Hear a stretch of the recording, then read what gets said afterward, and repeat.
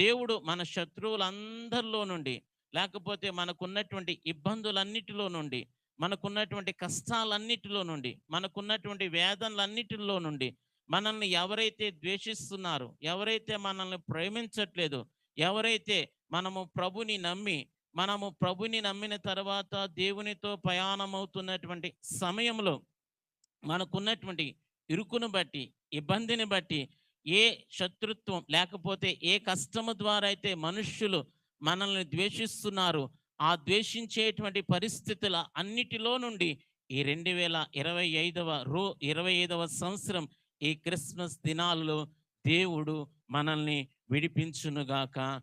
ఆమేన్. హల్లెలూయా. నిన్ను ద్వేషించేటువంటి మనుష్యుల నుండి దేవుడు నిన్ను విడిపిస్తాడు.